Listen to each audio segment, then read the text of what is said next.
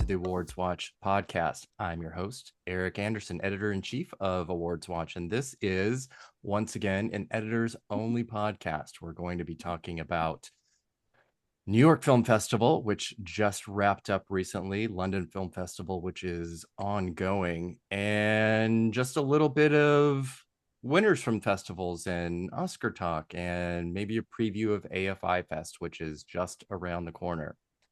So that brings with us executive editor Ryan McQuade. We were a part of it. NYFF. What's up, everybody? I am so sorry for anyone that had to listen to that. And Sophia Ciminello, associate editor. Hi, everyone. So yes, we were all three recently just at New York Film Festival. It is hometown for Sophia and my first visit to NIF, and Ryan, your second, correct? Yeah, a first official. I was there last year for some unofficially, I guess, as part of the press. I don't know. Some unofficial business in New York. Listen, there's some things that I can't say for a foreign government. Yeah, it was. I cannot confirm or deny any involvement with the United States government. No, but I was there last year for a little bit, not the full festival, which actually last year's festival is still going on right now. So it's kind of overlapped with this version of the festival because this thing goes on way too long, as we all know. Yes. I was wondering how long it would take you to make that joke. And it's a joke because shorten your festival, New York. It's way too much. Honestly surprised that it took this long. But yes, New York Film Festival is an 18-day festival. It's a lot. Those old people can't handle 18 days.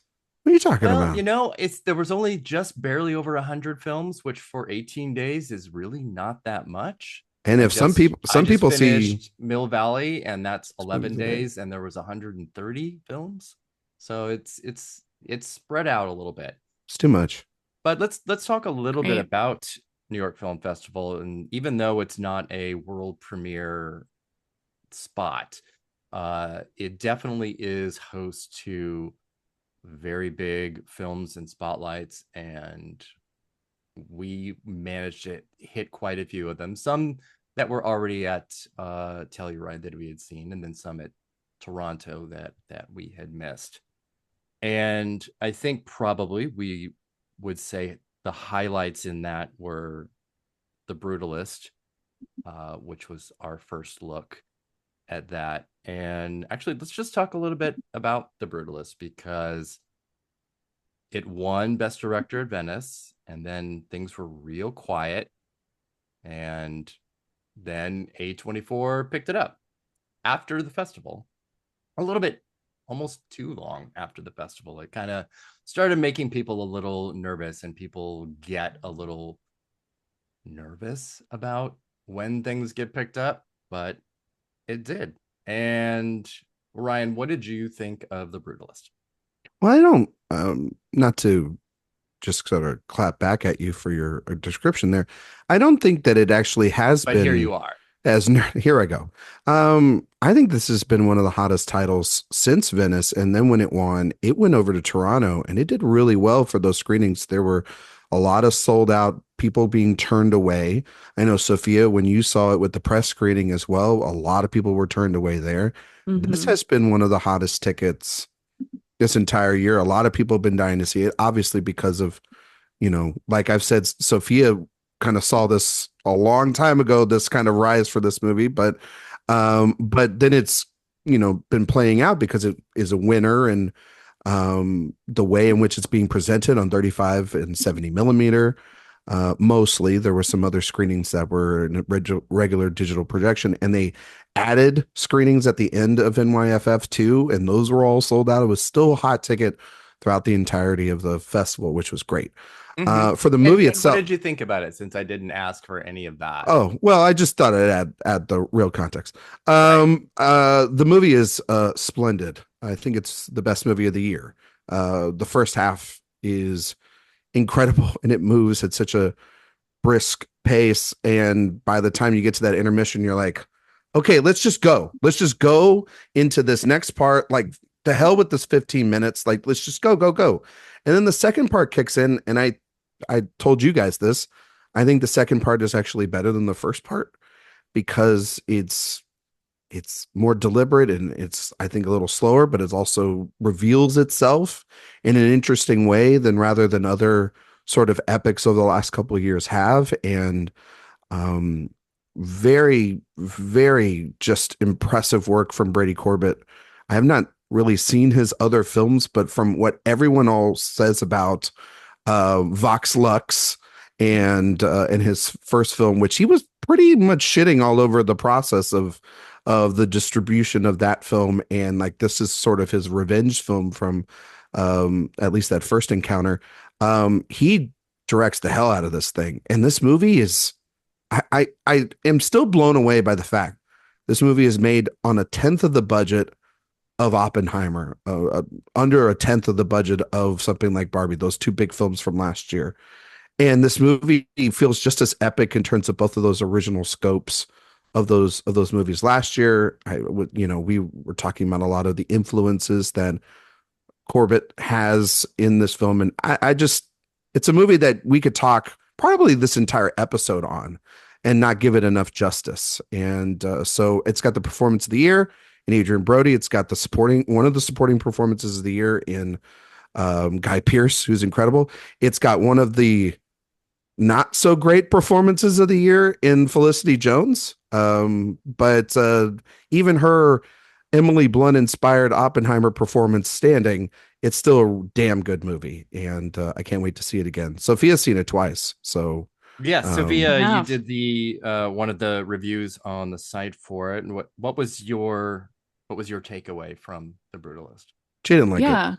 So if you want to hear my full thoughts and my meandering thoughts, you can read my 2,000-word review on the site where I get in depth on all of it. But I think that for me, The Brutalist, it's my favorite film of the year so far. I think it changes on the hour with challengers, but at the festival, certainly. And thinking about it being a hot ticket, yeah, I went to see Seat of the Sacred Fig beforehand so I could get a ticket to the press screening of The Brutalist because of the system and how that works at NYFF. But yeah, people who got there over 2 hours early were turned away. So being able to see it first on 70 millimeter in that theater and then about a week later in 35 millimeter, it was just, I think it's a cinematic experience I won't forget. I love the structure of it. Just getting to see something that is so classical in form, but also is pretty singular and is stretching forward in terms of ideas and in scope. And the first act, I think it's one of the best things I've seen. And there's nothing like seeing that shot of the Statue of Liberty.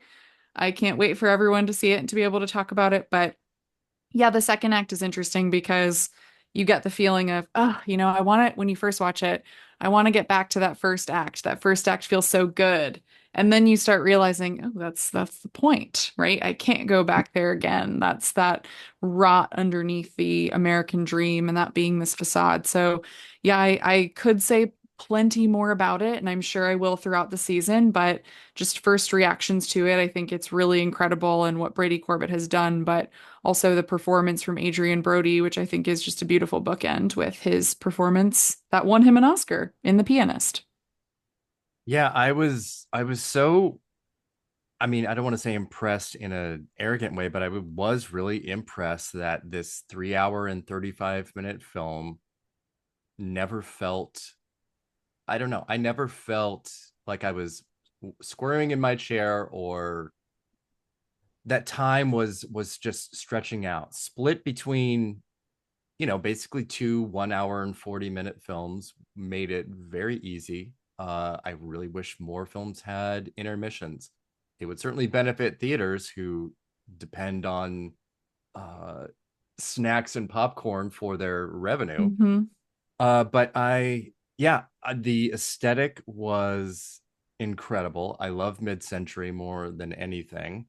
And it feels like a movie made in a different era. It was making this in Hungary for a minuscule budget really just spoke to the fact that it would never be able to be made here. now.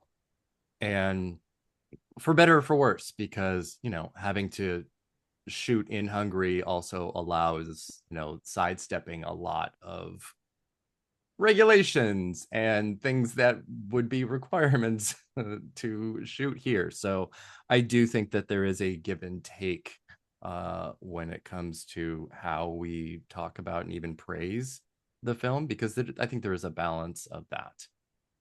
But purely as a piece of film, it's absolutely brilliant. I was stunned. But yes, Felicity Jones really is a performance that I find incredibly unappealing. Even more than Emily Natalie Blunt. Portman. Yep, it should have been Natalie Portman. I think that would have been perfect No, casting. I think it be done with it. It could have been Claire Foy. It could have been anybody. It just could have been Claire Foy anybody been else. Could have been almost anyone. Anybody. I was thinking of half a dozen people that could have done it while it was going on. And I don't think I'm probably the most positive on the performance out of the three of us, but that's not saying much because I still think it is a performance that's very uneven. Like there are times where she's good and then and just serviceable for what she's supposed to do with that character. And then there are other times where it's the screenplay in the film is asking her to do things that are well beyond her limitations as an actress. So I can't wait for her to be nominated for Best Supporting Actress later this year, and we'll have to talk about that because it totally feels like that's something that's gonna happen. You know what I mean? She has a scene. She does have a scene. Absolutely. She has a couple of scenes, actually, to be fair. Yes. So I want to move to The Room Next Door. Wait, don't you want to just stay there? You don't want to stay right here and where we're at? We got to go next door to finish this podcast. Ryan wrote the NIF review of that, so check it out. That was also a Venice title, a Venice winner. Really the first major top-tier festival of Almodóvar's career, which when you put it in that kind of context is absolutely insane. And his first full-length narrative feature in English. And I think we were all extremely positive on it and loved the use of Almodóvar's stilted language and how it translated to English, which made it even more stilted and more self-aware. And that's one of the great things I think about his screenplays all the time, is that the actors seem very self-aware, the characters seem very self-aware of what they're saying, and it still manages to cut right through and be incredibly moving and funny and everything in between. And I don't think you could have put two better people in this than Tilda Swinton and Julianne Moore. I think Swinton gets maybe not the better material, but I think she gets to play around in it a little bit more. Besides, it's more showy, just being Tilda Swinton. I think she's extraordinary. I think the colors, again, as in any Almodóvar film, are so bright and exciting. The red lipstick in this movie is just nonstop and unlike any other. I think it's just extraordinary. Sophia, what are your thoughts on it? Yeah, I want the list from the makeup artist of the specific lipsticks that they use. There's also a great kind of plum one that Julianne Moore wears. That's perfect. Yeah, I want the whole list. But yeah, I mean, I love Almodóvar, and I think I went into this with pretty high expectations, winning the Golden Lion, but also featuring two of my favorite working actresses. I was really ready for it, and it did not disappoint me at all. I realized sitting there just how much I love melodrama and the way that it plays with language and imagery. And I was thinking a lot of two of my favorite directors, Cirque and Max Ophuls, when I was watching this, and just how it did feel like it was stretching really, I think, back in time and honoring the traditions of melodrama and these stories about women and specifically about loss and coming to terms with that for yourself, but also doing that, I think, through a surrogate or through a friend. And I also started thinking a lot about ghost stories and about Joanna Hogg's film, The Eternal Daughter. There's a moment in this film that really clicked that together for me. And I think I also just loving ghost stories and cinematic doubles and lookalikes and thinking about all of those things, I think really made this special for me, and how life and death really are intertwined and how he plays with nature in that too. So I was really moved by it, by the script, by the performances, and it's one of my favorites of the festival and one of my favorite films of his, which is kind of crazy to say, I think, given his filmography. But yeah, this one will stick with me for a very long time.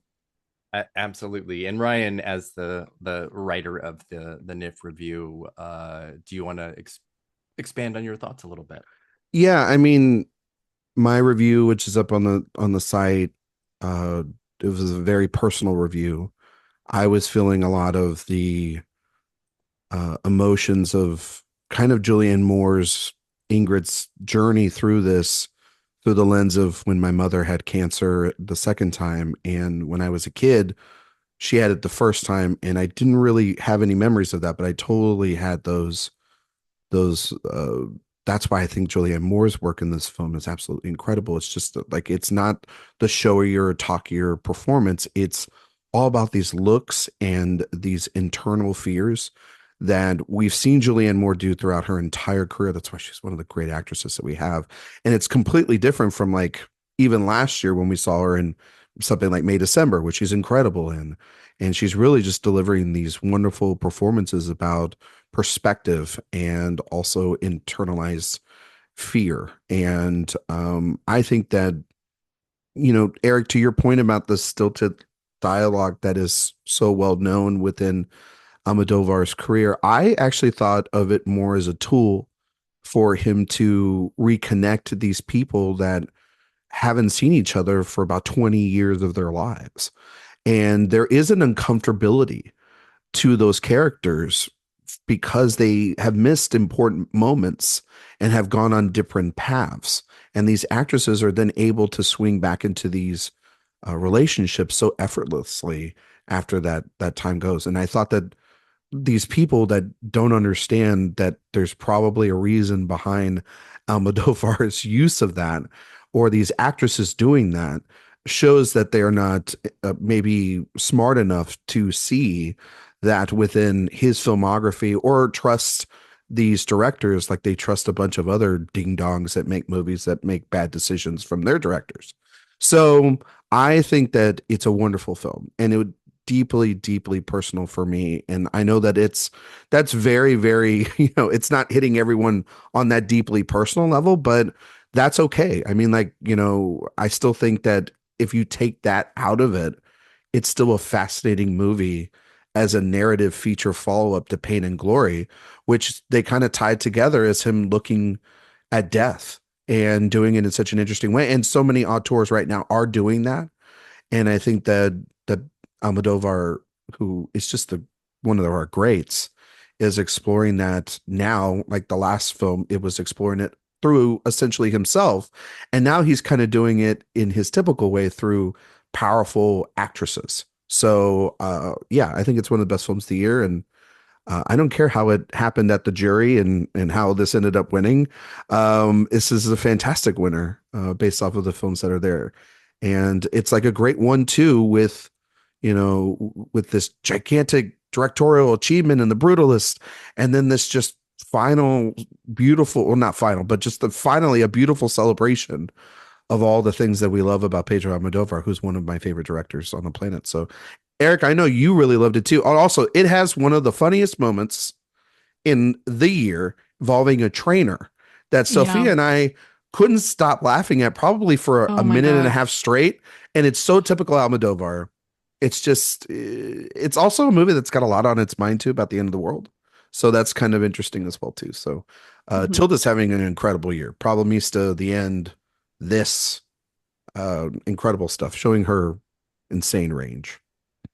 Yeah, no, I love it. And in the entirety of Almodóvar's film canon, it would rank very highly for me because Yeah, which is crazy because he's Yeah. made so many wonderful films.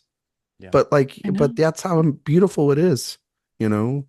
And well, I think as you age as a director, you have a few choices. You can do things that are personal and are, facing mortality, and you can do it in a way that is like Sophia said, using surrogates, and being able to kind of step back from it and talk about it at the same time. Or, it can be like a Megalopolis and be Jesus. so incredibly self-indulgent that there's no escaping, persona and, naming a baby Francis in the movie.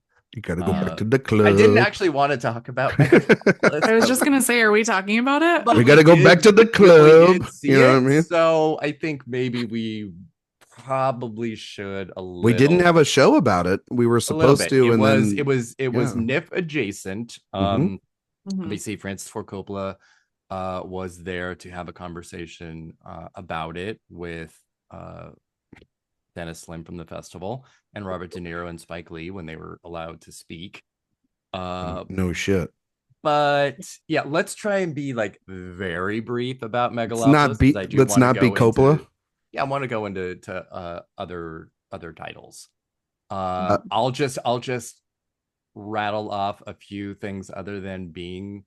I think that it is a giant self-indulgent mess. I think it's funny and stupid, but in a, I don't know. I not in a fun way that I can often enjoy for films like that. I definitely felt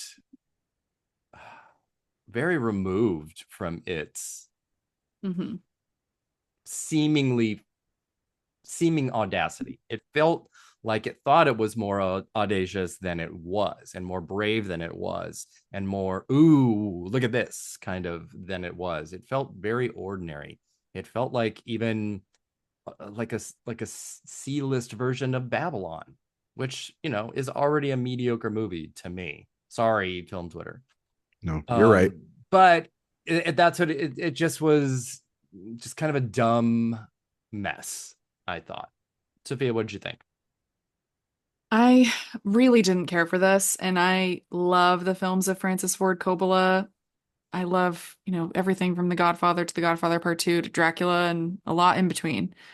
But this, for me, I felt very removed.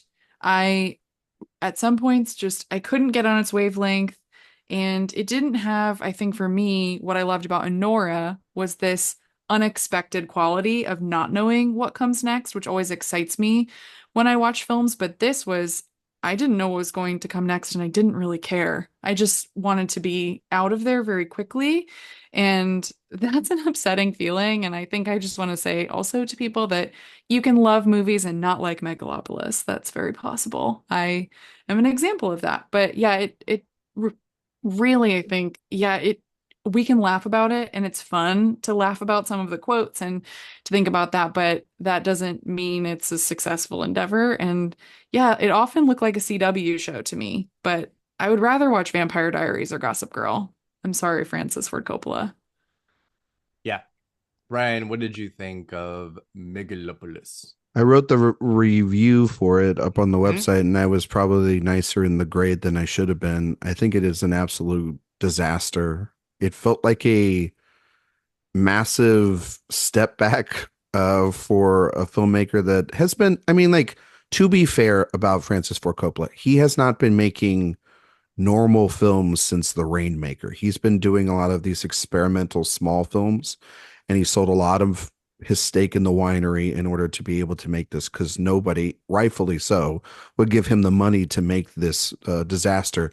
Meanwhile, they'll give Todd Phillips enough money to make his disaster, and they both have equal box office results and deserve to both die on streaming.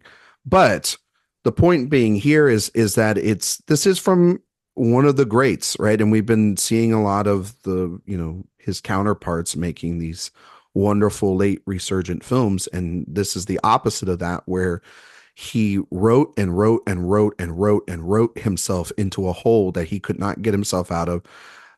All the performances, even someone like Adam Driver, are terrible in this movie, especially Auntie Wow herself, Aubrey Plaza, and Shia LaBeouf, and John Voight, and Dustin Hoffman, and Tony Shire. All these performances are bad. There's not a single one you can be like, wow, I really like the work there, because they all, like Sophia is saying, from scene to scene, nothing connects.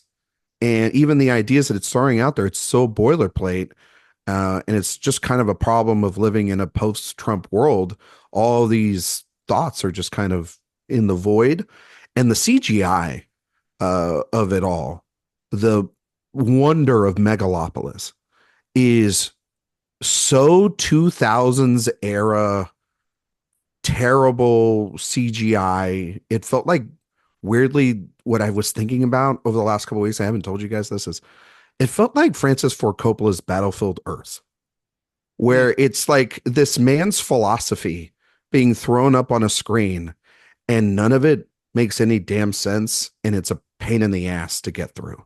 So I think it's just a waste of money. And I feel bad for Sophia and Roman that their dad is making Sounds these movies. like me. I was Not you. and Gia. I'm talking. I feel and well, and I haven't seen Gia's film yet this year, and I see that soon. But I did think, and we talked about this. I was like, I think Sofia Coppola could have taken this and found a way through this script and these ideas to maybe come up with a hour 45-minute version of this where it's better written and the ideas are more interesting. But yeah, Dad, go back to the winery, sip on the wine, and just stop making movies, please. Yeah, I mean that's kind of why it sort of accidentally fell into this of just thinking about directors at a certain stage in their life. If they're not making films as good or better than in their heyday, there's always knitting or bingo to take up. If that might be a little bit. Just better. Produce your kids' movies. There how you about, go. How about take 120 million and produce 10 Sofia Coppola movies. Bingo. That's what I was thinking. Or Jefferson would say. Exactly. I mean, it is. Yes. I mean, it's funny. It's funny how, though, we did get, within the span of a few days in our schedule, 2 films about architects, and one was very successful and the other was this. Yes. And the other was Megalopolis. Yes. I want to talk about one more film that we saw also from Venice, and then maybe some, smatterings of other things that we saw. And that was Luca Guadagnino's Queer. And I did the review of that. Wow. I did a review. I wrote a review. Oh guys. My God. I couldn't believe it. It was amazing. Hell froze over, guys. I know. And, while not personal in the same way that Room Next Door was for you, Ryan, there was certainly a personal quality for this to me. I was 14 when this book came out, even though he wrote it in the 50s, but it couldn't be published until 1985. And so the 80s were this resurgence of B poets and 80s kids that were feeling like they wanted to be anarchists and whatever, pre-goth era kind of things. Yeah. And I really fucked with this book a lot. I loved it. It was definitely it wasn't as gay as the movie is. Like the sexuality in the movie is much more graphic than the book is, but it was still just this beginning, this kind of opening to ideas. And obviously the drug-induced element of it, both that's in the book and as the book was written, is it really comes to life in the film in a way that I was not sure would ever be able to really happen. And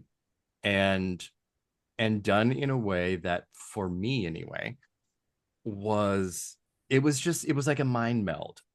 It was a perfect combination of book and director. I think I'm not sure I'd want a Naked Lunch style film version that like we got before, which I love. It's a really, really great film. Mm-hmm. But this was so focused on character and the drug taking and effects of that were not afterthoughts, but they were just to augment Leigh and Allerton. And I think that what Daniel Craig does here is so exciting. I think he builds off of his need to really break out from James Bond. Logan Lucky and Knives Out, are very extreme versions of him doing that. But when he's kind of more quiet about it, I think he's pretty spectacular. And I think Drew Starkey is just physically so incredible to look at.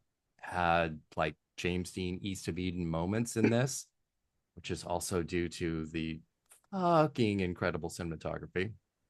All of the sets, everything just felt dreamlike and real at the same time. And I don't think there was a better way to have presented this than exactly as it was. Ryan, what did you think? I think it's incredible. We had an amazing day, you and I. That was a good day.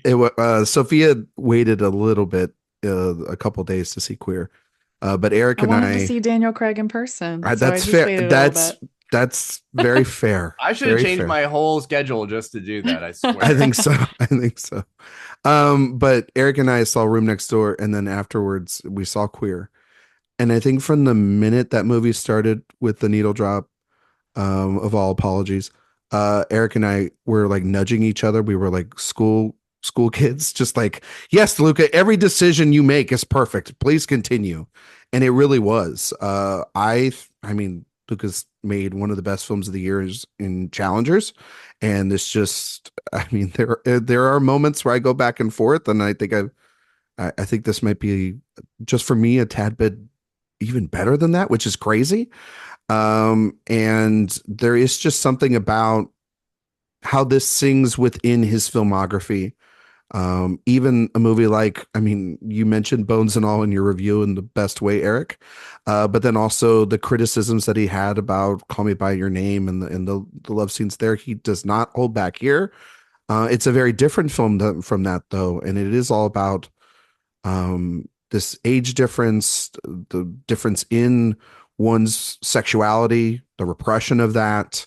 It's very much different territory that he's done before. But the three films that we've talked about, just some of the best production design you're going to see this year, from The Brutalist to The Room Next Door to Queer, with these miniatures and what they're able to do here and how they're able to each of those worlds. It's exactly. It's incredible attention to detail by three really wonderful, mostly masters of cinema. I can't put Pretty Corbett there, but just yet off of one film, but sure, from this year. But I think Craig is phenomenal. I think Starkey's amazing. Leslie Manville is giving Erik in the morning, and that's, if you've ever gone to coffee with Erik in the morning, you'll know what he looks like. But I think it's a wonderful film. Every needle drop's perfect. There's not this is a movie about vibes, and I was thinking a lot about the screenwriter again, his Mr. Celine Song. What was his name? Justin Kuritzkis. I feel like Challengers is very more, through the two of them, that movie is very much more his vehicle in terms of writing. And I think that for Queer, it's very much more about Luca's direction and in his overall. I think the marriage between the two of them this year have delivered impeccable work, and I hope they continue to work together. Reznor and Ross's score again in this movie, absolutely incredible. The cinematography, like Erik said, is breathtaking. And yeah, out of all the movies at the fest, even with The Brutalist being my favorite film of the year, I want to see this one again the most, because I feel like there's still things wrapped inside this box that I could explore throughout the rest of the year. So, Sophia, I knew you love this movie just as much as we did. Maybe not as much as I did in terms of a little bit more than challengers, but I know that you really responded to it as well. It's kind of hard not to respond to this movie, right? Yeah, I mean I love the films of Luca Guadagnino, of course. I think the production design first with the miniatures, I gasped in the movie theater with the little seats. The little Palin And Pressburger nods. the little Oh my Palin God. Pressburger nods exactly because in that plane, oh my Oh, God. It's just I'd read a number of interviews with Luca Guadagnino this year. There's a really good one, full piece from Little White Lies, where he talks about the influence of Palin Pressburger, specifically the red shoes on challengers. And I think here it's even more meaningful because in looking at the production design, it also connects it to the films of the 50s yeah. when this particular story is set, which is just such an inventive way to think about the period and those surrealist touches that we see in the film. Also, have to give a shout out to Loewe's Jonathan Anderson for those costumes. I just, they're perfect. They add so much to each character, and I am obsessed with every single outfit. Those little belts. There's a particular top that Drew Starkey wears that I just was staring at and wanted to know everything about it and needed to see it on the runway immediately. And I think if we're comparing really, oh, and of course, we have a new order needle drop, which made me feel like I was levitating, perfectly placed, excellent as always. But I think when I'm thinking about challengers, comparing challengers and queer, which of course we're doing because they share a lot of collaborators, they're by the same director in the same year. He absolutely deserves the Steven Soderbergh treatment, I think, of getting two director nominations in one year. That obviously won't happen, but I would love it.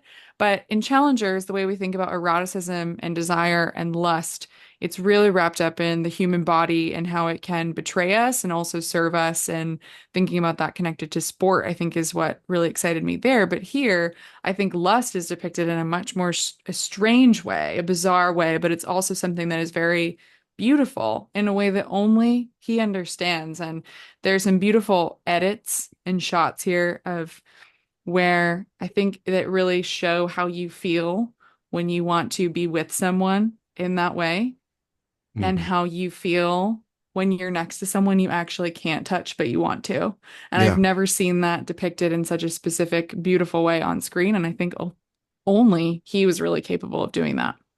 Yeah. Yeah, those moments that you're talking about that have a certain ghostly quality to Hmm. them. And speaking of ghosts again, uh the way that it's presented is, it's not that it's the first time, we've seen something like that exactly, but it feels like it's been a really long time that Hmm. somebody has been able to do it in a way that feels both so literal but also completely of another plane as Yeah. it's supposed to be. I was Oh, I was thinking of that, he was, like you said, Sophia, the red shoes was such a big influence on challengers.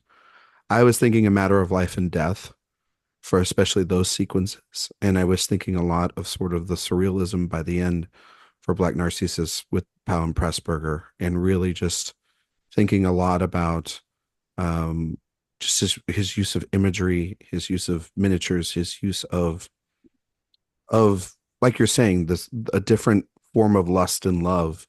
It's much more raw, but it's also much more heartbreaking here.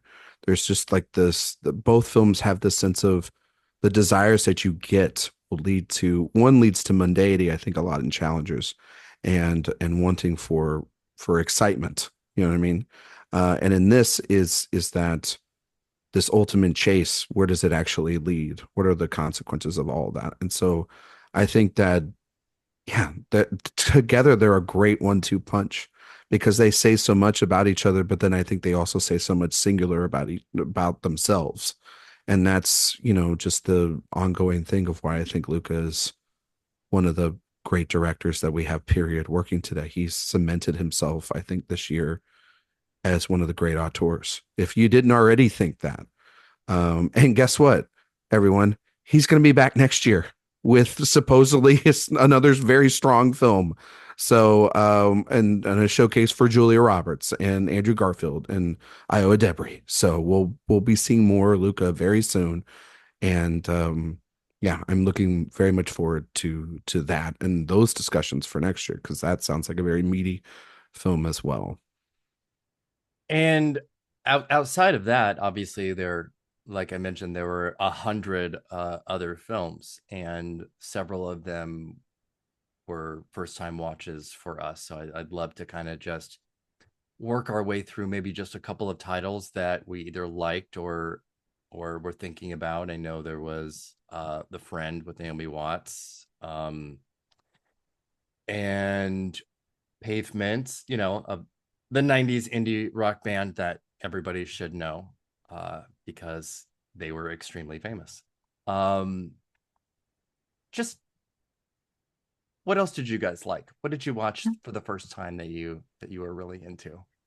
I really loved Mike Leigh's Hard Truths. I was very excited to see this. Big fan of his. Absolutely love Another Year, for example. That was one of my favorites. And I think his films really are an exciting playground for actors and are just so real and humanist and also absolutely hilarious in the darkest, driest ways possible. And Hard Truths is no exception to that. I think that the way this film really just, it is so funny early on with Marianne Jean-Baptiste playing this character named Pansy, who is just, I mean, she's very angry. She's very bitter. She's going through a lot. And at first, I think you can, laugh about that, and that doesn't necessarily let up, but it becomes a very sad movie once you start to realize exactly what Leigh is doing here and what kind of story you're watching. And I know I told you guys this after I saw it, but whenever this happens to me every single time I watch Mike Leigh movie, which is that after I watch it, I know that I like it, but it doesn't hit me right away until usually maybe the next day or an hour later. And this one hit me on the train going home, where my emotions just, it all clicked in, just walloped me. And I think Marianne Jean-Baptiste is absolutely extraordinary. Yeah, that movie is not really quite what I expected, even though I, edited the review of it out of Toronto and knew the basic log line of it. I just was not really prepared for how much of an angry, bitter curmudgeon Pansy was going to be, and to watch her unravel and unfold in kind of real time uh without, I mean, truly, like, the benefit of a, I don't want to spoil, but like a proper catharsis, maybe. I mean, she does kind of have one, but not really in the traditional sense. And I'll tell you, anytime somebody introduces a fox into a movie, something something is going on. Shit's about to go down. And there is that scene in there that feels so out of place, yet you absolutely understand every second of it. It is, yeah. And Marianne Jean-Baptiste, I don't know anybody really that could have sustained that level of exasperation that she does and still let us kind of be a part of it. It's an incredible performance. Yeah. I'm going to just switch gears real quick and talk about a very big surprise of the fest. And what's funny is I'm looking over now my top 5 of the year, and all 5 of them played at the New York Film Festival. And this one is, I wouldn't have expected it going in, but Eric and I went and saw Mati Diop's Dahomey. And I think it's one of the best films of the year. It's second to only The Brutalist for me. And it's just this 68-minute documentary about these 26 pieces from the kingdom of Dahomey that were taken by the French and are given back to their original origin. And the film, I know Sophia hasn't seen it yet, so I'm going to try not to give too much of it away. And honestly, it's a really one of a kind film once you don't know what it's about and you really go into it. But the way in which documentary and narrative kind of blend together here for then to have a conversation about one's history and one's past and how reparations uh, can continue to move one's culture forward. I think that the movie is absolutely fantastic, and it was a complete surprise. It's only 68 minutes, but I could have watched maybe another hour of it, just because it was so brutally, wonderfully honest, and not trying to pick a side, but rather show the complexity of an issue like this, and bringing and obtaining these artifacts and the reality of what that means and how one should again go address it. So I know Sophia, it's going to be at AFI and we'll be there. And I already told her I'm going to go see it again with her because it's one that, I wasn't the biggest fan of it, of Atlantic's, her previous film. I thought that there's something missing there, but could feel the promise of something special coming from her. And that promise was in this film. So yeah, absolutely blown away. And the best documentary of the year. There's not even close. Yeah, it's really just working on a different level. It's extraordinary. Also a really great, fascinating 1-2 punch with Nickel Boys, I think, in terms of images and artifacts and sure. excavation, all of it. Like they did that as the 1-2 press screening. Yeah. And after seeing Nickel Boys again, and now being a little bit higher than I was out of Telluride because Vocal Bergerman ruined my brain. I can say that I think it is a really, really wonderful 1-2 punch that people should definitely check out when they get both of those, if they get both of those in their area. Yeah, I want to give a shout out to Universal Language, which is Canada's international feature film Oscar entry. It's sort of like super low budget Wes Anderson, and also trucks in magical realism, which there is quite a bit this year. It seems to be, if we're going to have a theme of maybe the last couple of years of where directors are going, it's definitely that. It's definitely allowing their filmmaking and characters to explore surreal elements so that we as an audience can sort of be outside and inside at the same time. So I loved that. It was a lot of fun. I think the last shout out we could say is a film that we all saw together with the star of award season, which is Bing the Dog. And we finally all saw The Friend, and it's not as bad as we thought it was. It was actually just a pretty good movie. Nothing harmless. I don't think that it's a movie tailor-made for Nora Ephron fans out there, Nancy Meyers fans, and Naomi Watts is pretty good, but obviously Bing steals the show.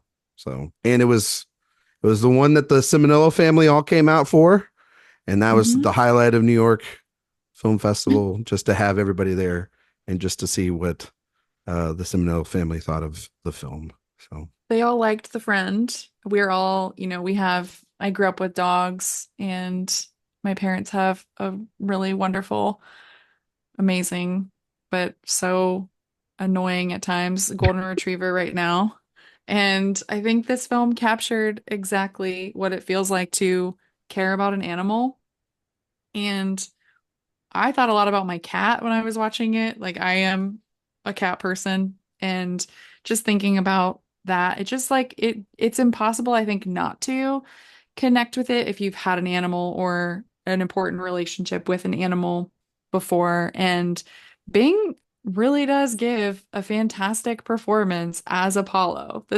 He's great in the movie. And I think it was also just a fun New York movie to have at that festival, because a great question to ask any New Yorker is, would you ever give up a rent-controlled West Village apartment for a dog? And I think most people would say no, because that's a great apartment. Yeah, I mean, it's kind of the getting the thesis of the film of if she's going to do that, or if the dog is going to be Mm-hmm. homed elsewhere. We hung out Yeah. with Bing so much Yeah, we between saw him Telluride quite a and, bit. He was at our and hotel. he was at our hotel. Yeah. He was I kind flocked to of that dog every time I saw He's him. so I was like, cool. I need to go pet him. I was So like, majestic. and his handlers, owners, they're so nice people. Just absolutely, what a good boy. He's a good boy. Yes. I do want to mention a couple of other films that No, you can't. Sorry. that were seen either by me or at least by one of us. I just wrapped the Mill Valley Film Festival where I saw Blitz and Night Bitch. Brief thoughts on each. I thought Night Bitch was fantastic. I think Amy Adams is so good. Interesting. And I say this in a way that is not to insult it, but I know Here we go. Out that way. Here it comes. The film generally, because there's a lot of monologues, both voiceover and her like just speaking out loud as an internal monologue. I am Night Bitch. And she does say that. Hell yeah. It's a very, finger pointing to the screen. It sort of feels like the Barbie woman monologue like 10 times. Oh. Which I think some people are going to feel like this is reductive and you're saying the same thing kind of over and over again. I still thought it was really compelling. I think and again, into the world of magical realism, yes, she does turn into a dog, but it's not an overwhelming thing that just becomes like a super big distraction. Or it's not like Better Man, where Robbie Williams is literally an ape for the entire He's film. a monkey. Which, sidebar, great film, loved it. It absolutely works. But I think this is the best I've seen Adams in quite a few years. That's not saying much. She hasn't really had, well, I mean, I was gonna say she hasn't had a lot of great roles to give the performances that she can give, and I think this is the one for her. And then Blitz, which I found to be really old-fashioned in a bad way. It felt like a Kate Winslet movie from the 2000s. Oh shit. But there are issues of feminism and race in this World War II story that feel like it was made in the late 50s, early 60s. It's very restrictive in that way, and it's very I am black. There is no, I don't know, there is no 2024 I in this. It's a very old-fashioned movie. Yeah. You can be old-fashioned. You can do, something like the way Todd Haynes does Far From Heaven, but very BBC. It's a contemporary eye looking back, and this just feels like a nighttime BBC movie, like a postcard. Yeah, and I saw it as well, and some of the decisions are just really bizarre, and I'm not gonna spoil some of them because they will actually throw you off and catch you off guard when you see them. And what's strange about them is they don't actually, in their moments of violence or realization around identity with characters, but McQueen, he never lets those scenes breathe, or we never experience another character's reactions associated with them. So because of that, you just move on to the next thing so quickly, and all of a sudden it's like, okay, wait, how am I supposed to read that now? Was that important? I'm not sure. I think a huge problem that I had with it, and I said this on my show that I just recorded, it reminded me a lot of how I feel about Dune, which is that it's very handsomely mounted and made. We have characters that I should care about, but just don't. There's no emotional connection to it, very thin. And in the way that I felt about Dune Part 2, which also shares a very over-the-top Hans Zimmer score, we are just moving from scene to scene to scene to scene, and there isn't a lot of connective tissue. And that was, I think, really what stopped me. And that was disappointing because I really like Steve McQueen and really was excited for what I think he could bring to this, given I think it's a story about Londoners and their resolve, and I still just didn't feel what I was expecting to feel from his hand in particular. Yeah, I mean, it's ultimately it is just a story of a mother and son separated and him trying to get back, and that's the very basic version of it. And you put it into the geography of London being bombed, and what is it saying about that? Not really much of anything at all. There's a very pretty sheen to the destruction. And again, it's crazy because the people behind this are so extraordinary. Adam Stockhausen is the production designer. Jacqueline Duran is the costume designer. These are A+ people, and it just feels ordinary. I was just surprised, but yeah. Well, that was that. I will see it this coming week. I will report back on the next one if I'm with you guys on this or not. But I kind of have a feeling that might be 3 for 3 on this. I feel nervous seeing that movie now. I was gonna allow us time to talk, just real kind of general Oscar talk about all these films we just talked about, and maybe some AFI, but I don't want to run any much longer than we need to. Because we'll talk about AFI once we get back. We're gonna have a few world premieres from there of some potentially major titles with we all have jury duty, and we will all have jury duty. Yeah, if our golden ticket arrives for juror number 2, we will all be summoned. But I think we can talk about AFI later.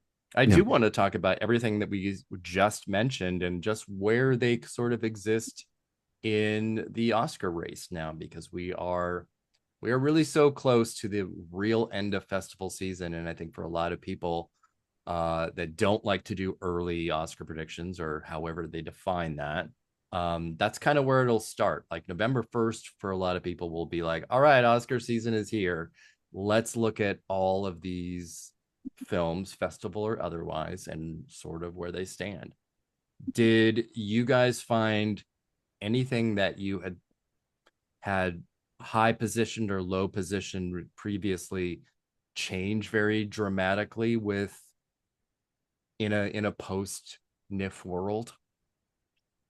I think for me, I think there's a movie up front finally, for me, and just sort of reactions and kind of just the realization of, I think I'm willing to say that Anora's at the front for now.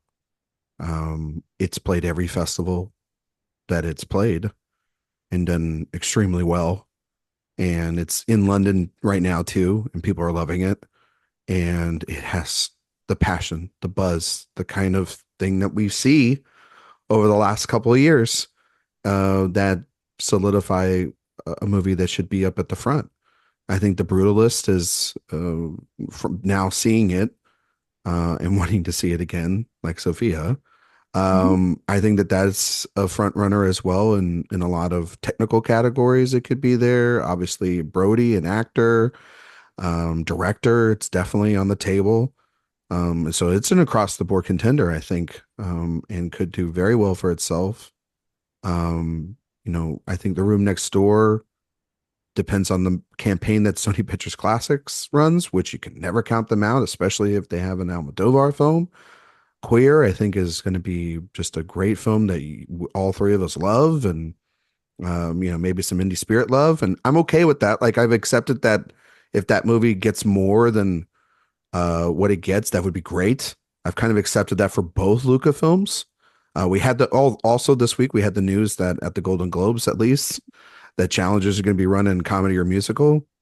Good for it. That I was laughing a lot during challengers, but not because, just for my own self, because I was giddy the entire time watching those boys up on the screen. But I don't know. I think that, we have those big titles still yet to come, but a lot of those movies don't really seem like, we're living in a world right now where there doesn't seem to be a lot of the predictions from everyone are bonkers and crazy and all over the place and don't make any Say sense. everyone, but I think there are certainly some I think the notable major exceptions. I think the major trades are wild and insane. Yeah. And there's no actual like usual path and sanity in a lot of these picks. They're just picking like throwing darts at the wall.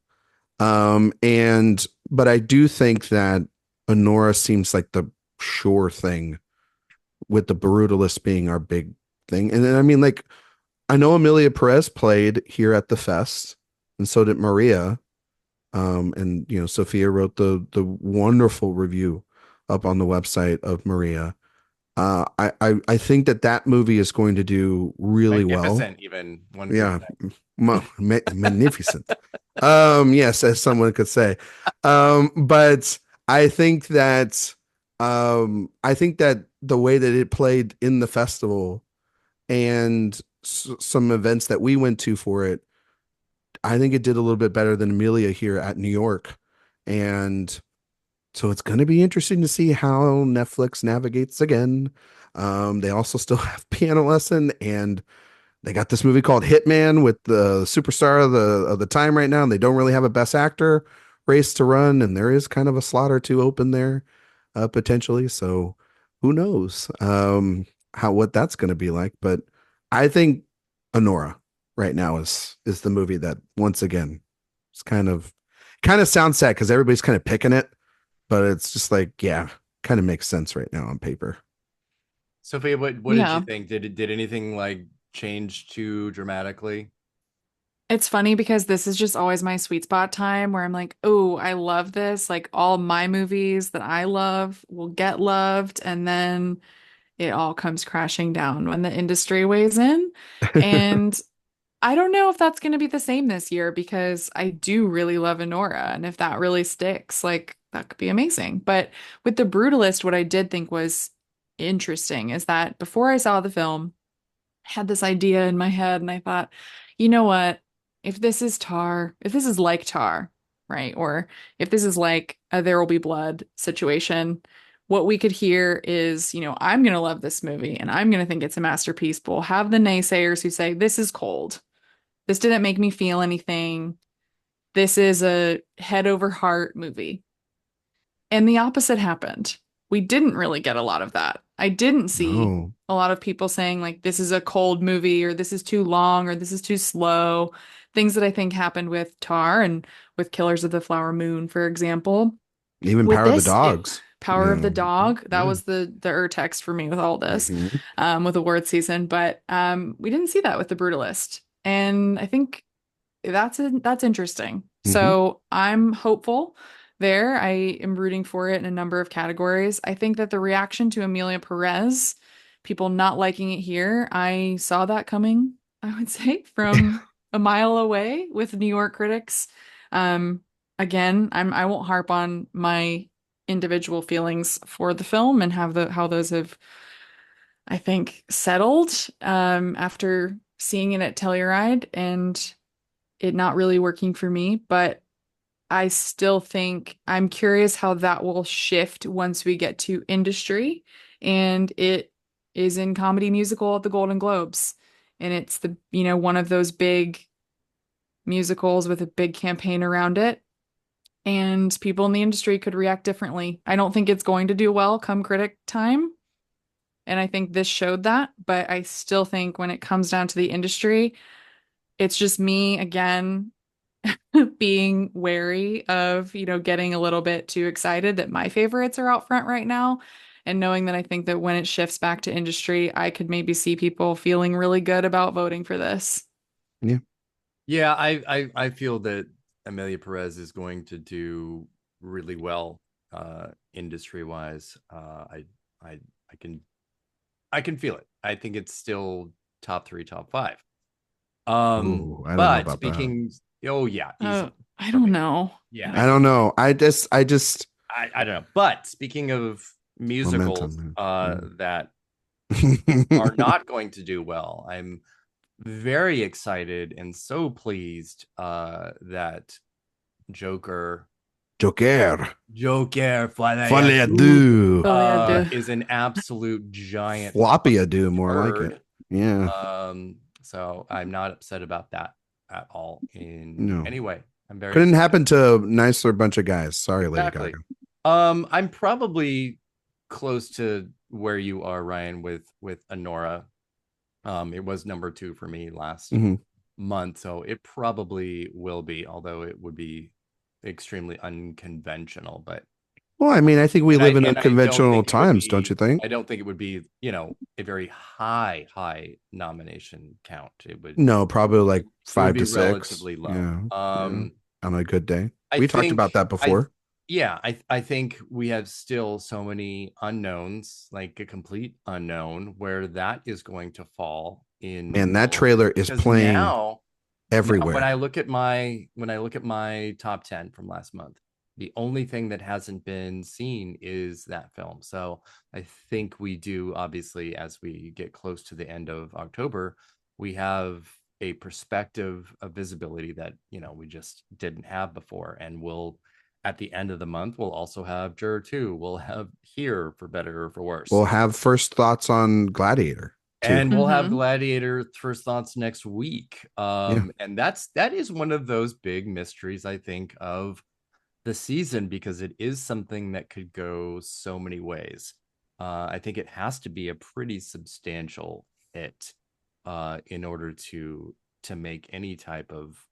I think it's going to make some money. I think it will too. Yeah. Although it seems like Wicked is outpacing it considerably in early ticket sales, but it's a PG movie versus an R-rated movie. Yeah. Well, I mean, that didn't stop.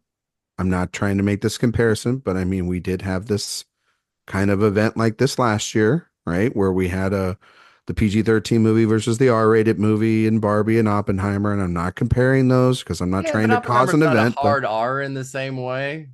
What are you talking about? There's like nudity straight up in that movie and everything. There's a like little bit of nudity and some fucks. And honestly, Gladiator should make. I hope Gladiator 2 has more nudity. Yeah, but apparently it doesn't. There it is. So I saw the rating and it doesn't, and I'm going. But no, but like on paper though, if you want to compare both, like even though one is Ridley Scott and the other is Oppenheimer, because it's a more action packed film, it should still do pretty well for itself. Yes, I mean, at this point in the year, Oppenheimer was already out. And no, I know. I'm not.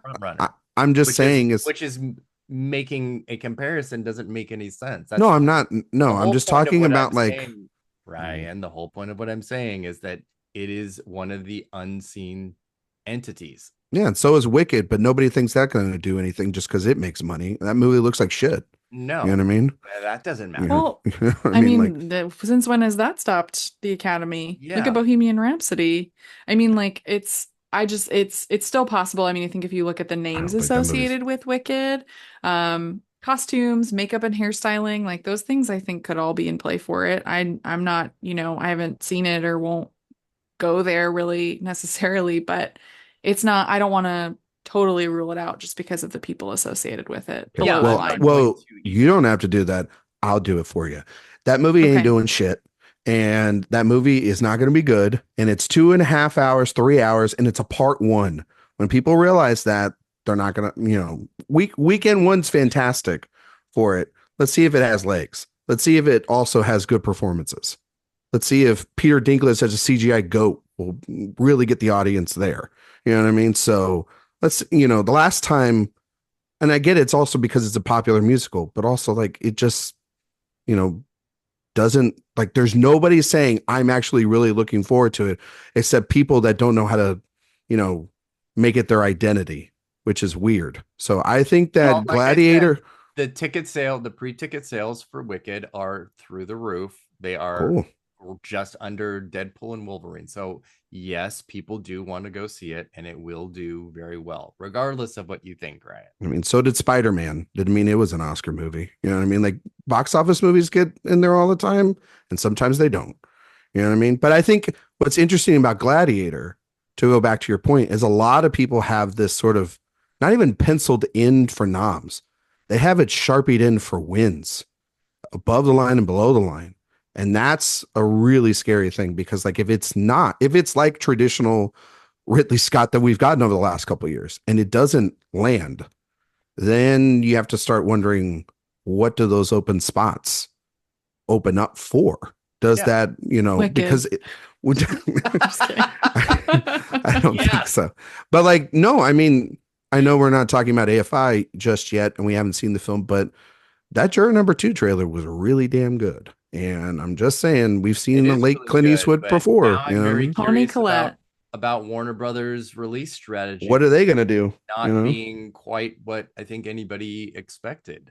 Yeah, like they're not really releasing the movie nationwide, right? Like it's like only getting a limited release. And a Warner Brothers title only getting a limited release just does not make any sense. Not just any Warner Brothers title, a Clint Eastwood.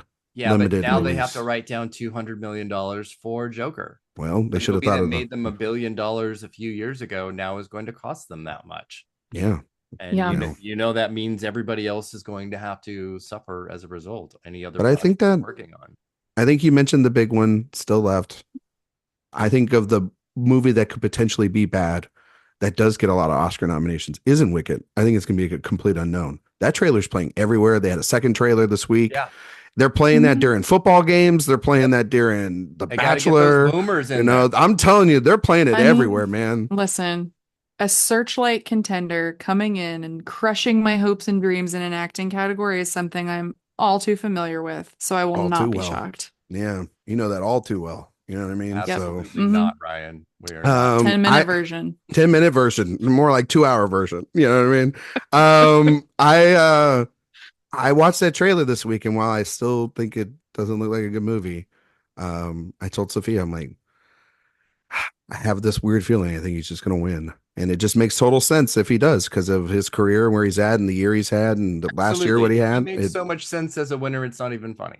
Yeah, which I hope not, because then that means Adrien Brody doesn't. But, Well, I told you the stat, right? Yeah. My fun fact. He would break Adrien Brody's record while competing against him. And at the same time breaking that, he would break Sophia's heart at the same time. And break my heart. Yeah. Yeah. I mean, well, obviously voters aren't thinking like that. We always are. So it makes for a really fun conversation to have about it. Yeah. Actors on actors, Adrien Brody and Timothée Chalamet, pencil it in. Oh my God. Absolutely. I'll be the skinniest of the jeans. Like Aretha Franklin with a recording camera right in my hand. All right. I think that is a perfect place to end right there.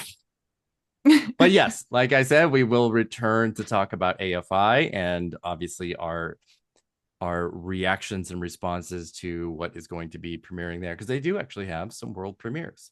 Yeah. Music by John Williams.